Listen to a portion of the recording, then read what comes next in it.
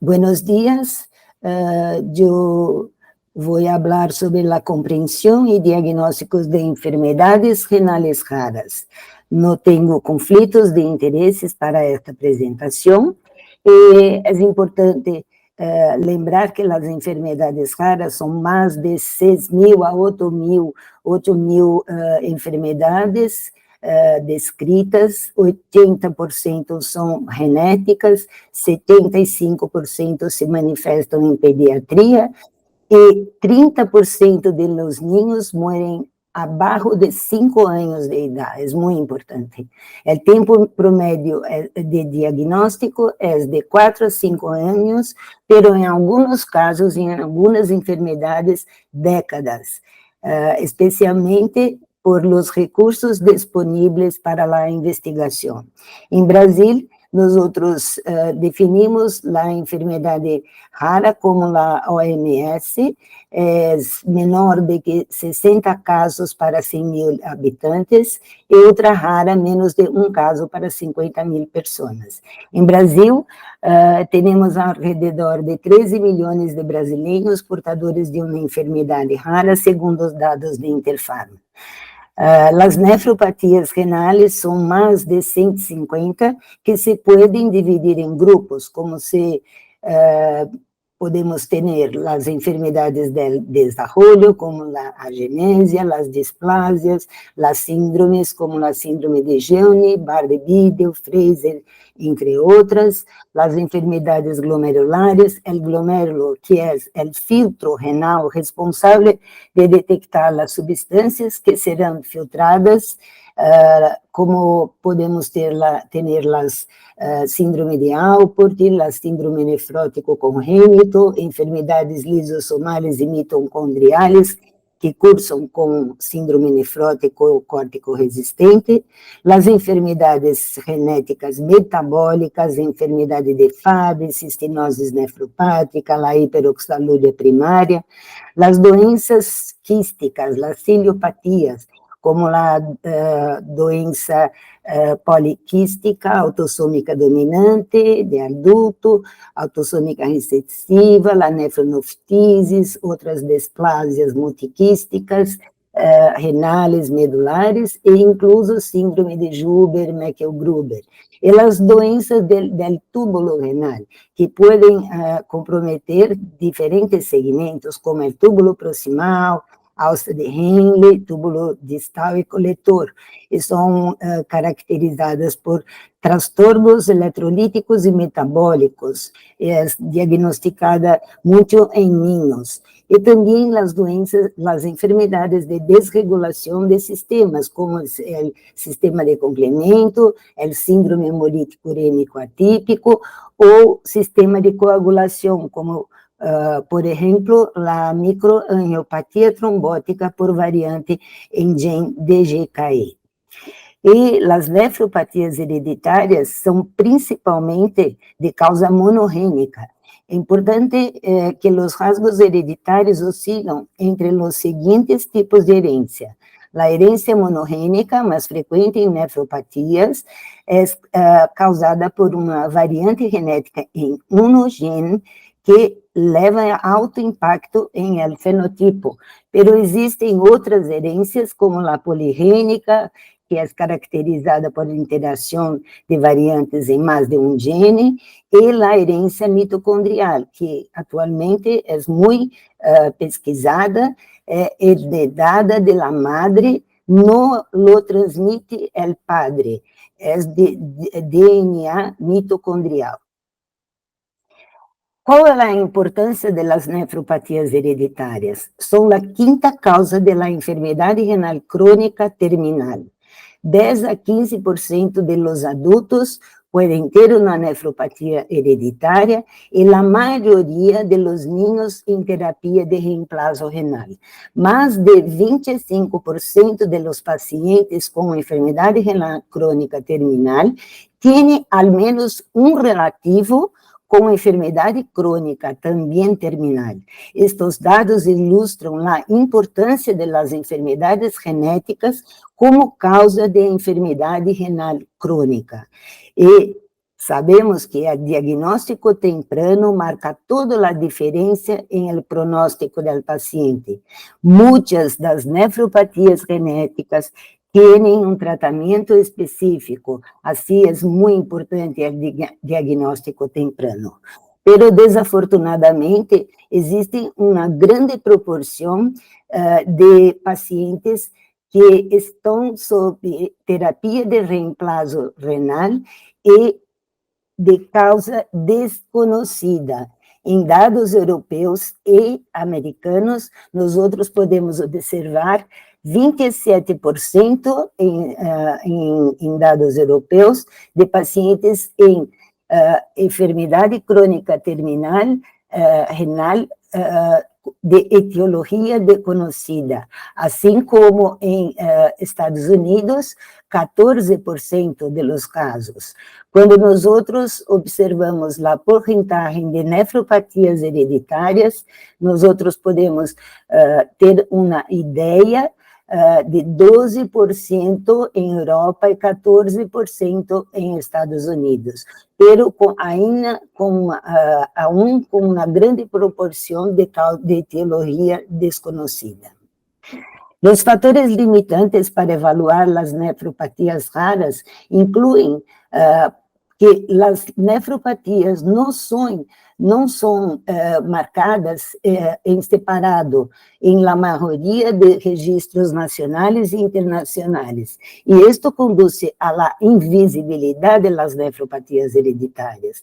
E também, os pacientes a menudo se apresentam em la etapa terminal de enfermidade renal crônica sem um diagnóstico de la enfermidade subyacente.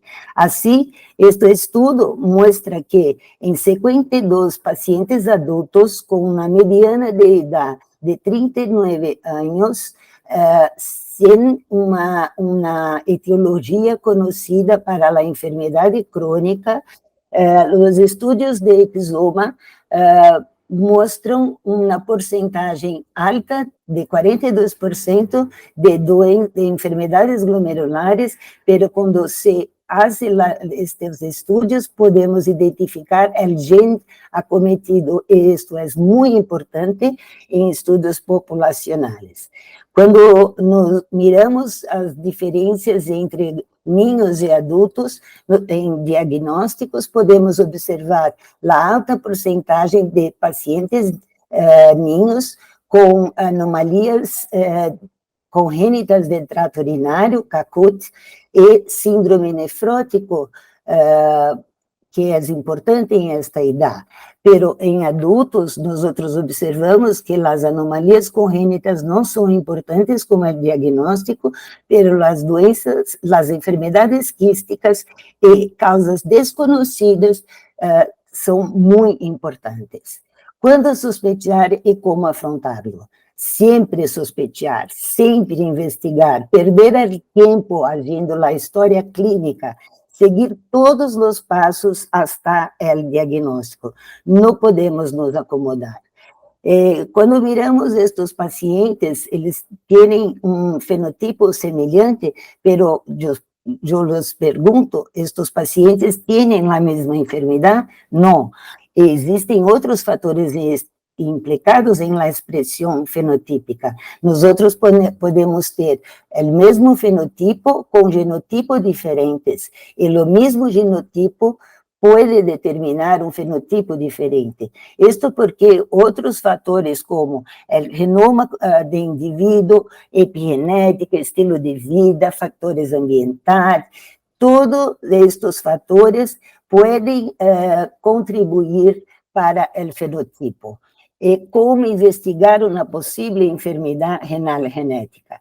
Primeiro, a caracterização clínica, o tipo de enfermidade, idade de início, se há afetação sistêmica associada, a evolução do paciente, a resposta ao tratamento e a possibilidade de recorrência pós-transplante renal. É a história familiar que nos mostra o perfil de herência, que nós vamos falar com mais detalhe, e exame físico sempre detalhado e completo, dados como peso, altura, pressão arterial e características morfológicas são essenciais. Por exemplo, a presença de angioqueratomas em região de alcação de banho em pacientes com enfermidade de Fabry, pero que também podem ter angioqueratomas em outras regiões, e, portanto, o exame físico tem que ser completo. E algumas condições que aumentam a possibilidade de uma nefropatia hereditária. A história familiar de enfermidade renal crônica, doenças tubulares são muito relacionadas com traços de herência, doenças quísticas, síndromes, com acometimento de diferentes outros órgãos, como óculo, audição e neurológico, anomalias congênitas del riñón, a presença de enfermidade crônica terminal em jovens abaixo de 25 a 30 anos também nos faz pensar em doenças hereditárias. Mais claramente, pero muito importante, é a presença de hematúria e perda de proteína na urina em caso de glomerulosclerose, ou também de nefropatia intersticial de origem desconhecida, onde a biopsia pode nos ajudar a diferenciar com outras patologias e que depois podemos confirmar. A história familiar é imprescindível, sin embargo, muitas enfermidades que não podemos detectar. É importante construir o pedigree, que é a representação gráfica das relações de parentesco entre indivíduos, pelo menos de 3 gerações, e que nos dá o tipo de herência. Alguns exemplos, como herência autossômica dominante, em la enfermidade poliquística del riñón, é autossômica dominante, não há salto de gerações, tanto o homem como a mulher afetada transmite o traço para seus descendentes. A herência autossômica recessiva, onde os padres não são enfermos, pero portam uma mutação em alelo que podem transmitir para os ninhos e as ninhas numa porcentagem, possibilidade de 25% de ter hijo afetado. É importante que o matrimônio consanguíneo favorece este tipo de transmissão de estas doenças de traço autossômico recessivo.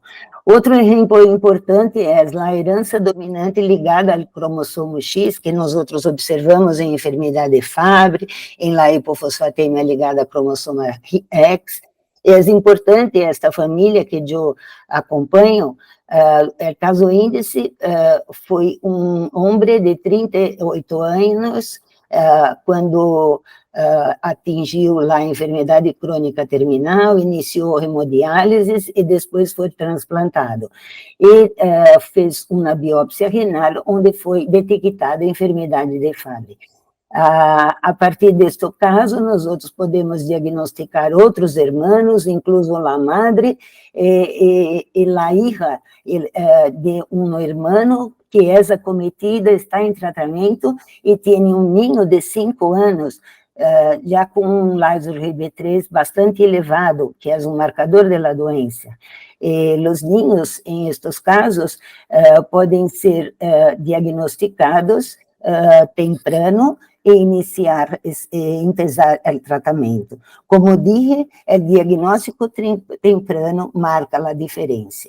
Em outra situação de outra família, ninho de 4 anos com hematúria e proteinúria, e a triagem familiar nos mostrou irmão de 2 anos, também com hematúria e proteinúria, e o traço vem de la mamã, com 39 anos, apenas hematúria, é a doença de síndrome de Alport, ligada a cromossoma X, e é uma mutação de novo que ocorreu em esta madre. los padres, los abuelos, no tienen ninguna mutación. La herencia recesiva ligada al cromosoma X, ejemplo, la síndrome de Lowe, la colo-cerebro-renal, que cursa con síndrome de Fanconi. La madre es portadora y transmite para 50% de los niños y 50% de las niñas serán portadoras del gene e irán transmitir para los niños que serán enfermos. Continuando en la investigación, después de esto, nos partimos para pruebas complementarias, especialmente de la función bioquímica y sedimento urinario, que deben ser siempre requisitadas. Nosotros tenemos que saber la situación de función renal. Y los métodos para aclarar la etiología pueden complementarse según la sospecha. Em doenças tubulares, os eletrólitos em sangue urinária, a proteinúria, microalbuminúria, proteinúria de baixo peso molecular, importante como marcador de disfunção do túbulo proximal, o perfil lipídico, fatores do sistema de coagulação ou complemento, conforme necessário. A biópsia renal, que ha sido uma ferramenta muito útil, nós temos que fazer todo possível para aproveitar o material com microscopia óptica, imunofluorescência e eletrônica. E, se é possível, outros marcadores.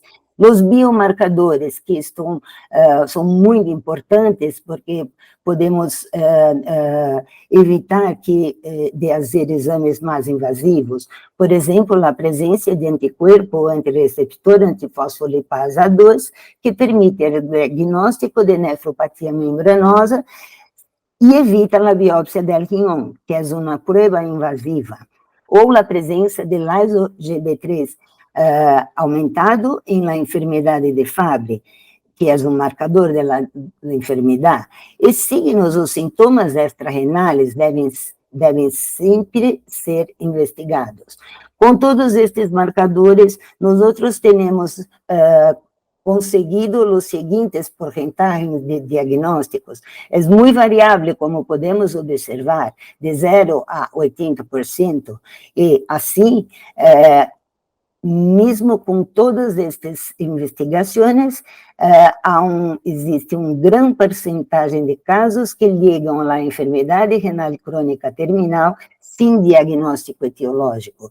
E nestes casos, o exame genético é muito importante. As provas genéticas han hecho uma grande contribuição ao diagnóstico de enfermidades hereditárias, fazendo um diagnóstico inequívoco, además proporciona informação que facilita as decisões terapêuticas ao elucidar a fisiopatologia subyacente de determinadas enfermidades. Sin embargo, muitos genes relacionados com as nefropatias aún não se han identificado, e a correlação genotipo-fenotipo não sempre é clara.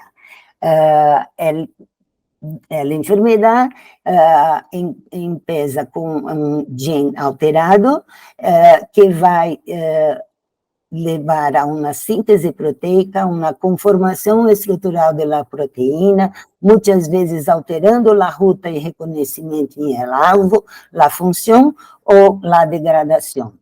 Assim, variantes genéticas levam a uma proteína disfuncional com desequilíbrio em el corpo e, mais temprano ou tarde, uma nefropatia em indivíduo.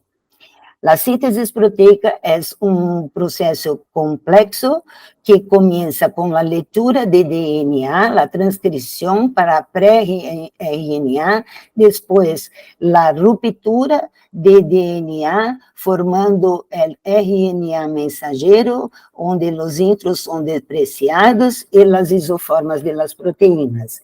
Então, RNA mensageiro vai ao citoplasma, onde há a tradução de cada códon de RNA, trazendo um aminoácido específico, formando uma cadeia de aminoácidos, que são as proteínas, que depois vão sofrer um processo de maturação. Assim, Después de la traducción a proteólisis, glicosilación, fosforilación, hasta la proteína a atingir la conformación adecuada. Assim, o DNA é formado por uma sequência de nucleotídeos e a ordem de nucleotídeos em el códon e a sequência sucessiva de codões em um gene vão levar a uma sequência da proteína. Cada 3 nucleótidos formam um códon e um aminoácido específico. E depois vem o processo de plegado, de folding, que é complexo e conta com a ajuda das chaperonas, onde a proteína adquire uma estrutura terciária compacta e tridimensional. E todo isto é importante para o funcionamento adequado da proteína. A variante genética é um câmbio permanente herdado de novo em uma sequência de nucleótidos em DNA de um gene.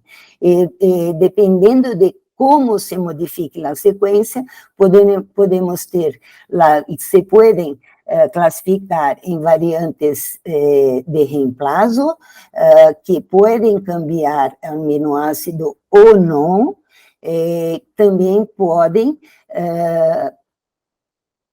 levar à aparição de um stop codon e parar a síntese da proteína, ou deleções e inserções de um nucleótido ou uma sequência que modifiquem o tamanho da proteína. Essas variantes podem ser de ganância de função ou com perda de função, que são as mais comuns em nefropatias hereditárias, e podem alterar qualquer etapa desta síntese proteica. E se temos um ponto caliente em el gene, ou se há um gene candidato inequívoco, podes fazer uma prova direta, como a PCR-Sanger, e avaliar especificamente as hotspots ou genes específicos, como a doença de Fabry, ou em casos onde a enfermidade é geneticamente heterogênea, podemos ter um painel de genes. Em enfermidades que sospechamos de variantes em número de cópias, podemos fazer uma técnica que é MLPA. Para isso, se deve conhecer o exon a ser estudado e podemos observar as deleções ou inserções maiores que 1 kilobyte, e cobre mais de um fragmento ao mesmo tempo. Exemplo de essas situações, inclua as alterações em genes das proteínas relacionadas com fator A de 1, 3 e 5, a deleção de exon 8 em gene NPHS1, em síndrome nefrótico córtico resistente, e 10% dos pacientes com síndrome de Alpert podem ter este tipo de variantes e necessitam deste exame. Se não há um gene favorito, pode ser um grupo de genes, nós podemos fazer um painel ou um exoma.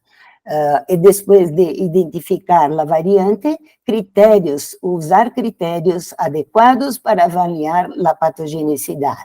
E estes podem ser classificados de acordo com a publicação de Richards e colaboradores de 2015, as recomendações do American College of Medical Genetics and Genomics, em que eles colocam alguns pontos importantes, como dados populacionais, dados de segregação, estudos funcionais, e que nós outros vamos classificando e dando suporte para uma variante mais benigna ou patogênica, causadora da doença. Assim, deve haver uma sequência racional de investigação antes de pedir um exoma. A sequência deve ser baseada em fenótipo clínico, se há um gene candidato, fazer um painel de genes e usar critérios corretos de patogenicidade. Evaluar sempre al trio, a madre, o padre e o paciente. Se há necessidade, fazer um MLPA, onde podemos verificar a presença de variações em el número de cópias. E lembrar que o rizoma corresponde a 2% do genoma e analisa regiões codificantes e algumas intrônicas. Pero, e se o rizoma não detecta nada? Partimos para um sequenciamento do genoma, que é uma técnica muito mais trabalhosa, pero que o preço está caindo e no futuro provavelmente será uma técnica mais usada. E outras técnicas mais desafiadoras que não é o momento, pero recomendo esta leitura. Então, a importância da avaliação genética vai para condições tratáveis, com terapias dirigidas, como a enfermidade de Fabry, cistinoses, a hiperoxalúria tipo 1, tubulopatias. Também é importante diagnosticar condições tratáveis com estratégias genoprotetoras, como a síndrome de Alport e bloqueio do sistema renina-angiotensina-aldosterona. Evitar tratamentos innecessários, como o uso de imunossupressores em enfermidades glomerulares determinadas por alterações genéticas, identificar condições de risco de recorrência em transplante renal, como a CHU, hiperoxalúria tipo 1, identificar condições que requerem avaliação extrarrenal, por exemplo, a poliquistose autossômica dominante e a presença de aneurismas intracranianos que podem ser pesquisados, e em sensoriamento genético, diagnóstico pré-natal e pré-implantação. Alguns exemplos de coortes importantes, em quais o estudo de genético promoveu o diagnóstico, por exemplo, em nefrolitíase e nefrocalcinoses, em grupo de professor Hildebrand de Boston, detectou 21% de ninhos com alguma doença genética e, muito importante, alrededor de 11% de adultos também com uma causa genética, especialmente a cistenúria, pero outras doenças também. Assim, é importante sempre pensar em causas hereditárias. Em síndrome nefrótico córtico resistente, também os estudos do professor Hildebrand nos mostraram que 29,5% dos casos de doenças glomerulares eram causadas por um gene NPADS2, que codifica a podocina, tanto em ninhos como em adultos também. E, em Brasil, um recente estudo em glomerulopatia colapsante, uma doença muito grave, em 70 pacientes de todas as idades e sexo, foi observado que as causas genéticas jogam um papel importante nestas glomerulopatias colapsantes, contribuindo a mais da metade dos casos em Brasil. 11,4% de causas monogênicas de origem mendeliana e em 43% pacientes com genótipo ApoL1 de alto risco. E isto é muito importante porque recentemente temos uma publicação com o uso de inaxaplin para doenças proteinúricas em pessoas com genótipo de alto risco para ApoL1. E sim, tem tratamento, e nós temos que conhecer nossos casos. Sobre tratamento, nós podemos lembrar de várias opções, por exemplo, enfermidades de depósito, a terapia de reemplazo enzimático, se for o caso, ou a redução de substrato, uso de chaperonas para facilitar ruta para alvo, anticorpos dirigidos com proteínas, por exemplo, eculizumab, em caso de alterações de complemento, que inibe C5, aumento de degradação de proteínas anormais, as tubulopatias, onde muitas vezes não há um tratamento específico, mas o diagnóstico é importante para a correção de transtornos metabólicos e eletrolíticos, Podemos também atuar sobre mecanismos secundários como inflamação, estresse oxidativo e, sobretudo, evitar o tratamento innecessário e efeitos colaterais. Atualmente, as terapias gênicas e oligonucleótidos são muito importantes armamentos terapêuticos que estão em uso. E alguns exemplos como opções de tratamento, em la cistinose, nós temos muitos mecanismos ativados por depósito de cistina intralisosomal e temos várias opções terapêuticas. A básica é o uso de cisteamine, que é uma terapia de diminuição de substrato, pero temos outras oportunidades de uso de outros medicamentos para diminuir estresse oxidativo, apoptose, e atualmente temos a possibilidade de transplante autólogo corrigido geneticamente e que previne a doença. O primeiro trasplante autólogo se realizou em um ser humano em 2021, mas há outros pacientes. E, neste caso, as células madre hematopoieticas atuam como veículos, e há um sistema de vetor genético corrigido, dirigido para as células disfuncionais. E assim, em enfermidade de Fabry, também temos muitas opções, como terapia de reemplaço enzimático, a terapia com chaperone, em casos de variantes amenable, em estudo, a terapia de redução de substrato, e também a terapia gênica, lentiviral em células madre hematopoiéticas, que está em desenvolvimento. Em outras doenças, não há um tratamento específico, como a síndrome de Gordon, o pseudo-hipoaldosteronismo, onde há uma variante com ganância de função de cotransportador sódio-cloro em rim, aumentando a absorção de sódio, cloro e água, elevando, então, a hipertensão e hiperpotassemia familiar. E, nestes casos, o uso de inibidor de cotransportador sódio-cloro-hidroclorotiazida é indicado. Assim, diagnóstico muito importante. Mas, recentemente, a terapia com RNA de interferência, os oligonucleótidos, que são encaminhados para o hepatócito, onde há síntese de proteínas envolvidas com o aumento de produção de oxalato por el hígado, que ocorre em la hiperoxalúria primária tipo 1. E neste tipo de terapia, o RNA desenhado para isto entra dentro do hepatócito e, através de um mecanismo natural do organismo, é possível quebrar a molécula de RNA mensageiro de uma enzima precursor, que age sobre o precursor de oxalato em hígado, que é a glicolato oxidase, e assim diminui a quantidade de glioxilato e, consequentemente, de oxalato. Assim, cortes multicêntricos são importantes porque nós podemos estudar biomarcadores com a recorrida e análise de dados, fazer um diagnóstico preciso com marcadores prognósticos, pacientes são identificados para ensaios clínicos, não somente para tratamento, para estudo de métodos diagnósticos também, e podemos fazer uma medicina personalizada, com tratamentos objetivos, e levando ao melhor prognóstico para estes pacientes.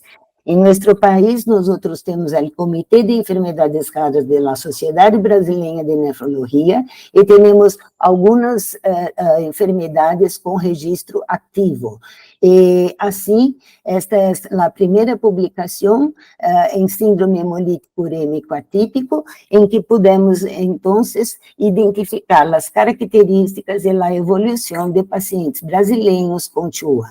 Este é o primeiro reporte, e observamos que a idade foi de 20 anos, e especialmente en sexo femenino, pero abajo de 12 años es más común en niños do que niñas. Pacientes pediátricos tienen un efecto hemolítico mejor do que en adultos con bajos niveles de hemoglobina, plaquetas LDH, e 100% de pacientes tinham envolvimento renal. Hipertensão, fadiga e disfunção renal foram as apresentações mais frequentes, e em nosso grupo, 72% de pacientes tinham uma hipertensão prévia diagnosticada, pero história familiar apenas em 8% de pacientes. As características de pacientes com condições associadas nos mostraram que 21% dos pacientes faziam uso de uma medicação que poderia desencadear a microangiopatía trombótica e 11% de pacientes com infecções. E pudemos, através deste estudo, identificar que em Brasil, as causas mais comuns genéticas de TUA foram mutações em fator AGE e em genes que codificam as proteínas relacionadas com fator AGE. E isto é muito importante quando pensamos em tratamento e, sobretudo, em testes genéticos para o diagnóstico. E termino apresentando, introduzindo meus amigos do Comitê de Enfermedades Raras da Sociedade Brasileira de Nefrologia, e digo, um sonho que se sonha solo é solo um sonho que se sonha solo, pero um sonho que se sonha juntos es realidad.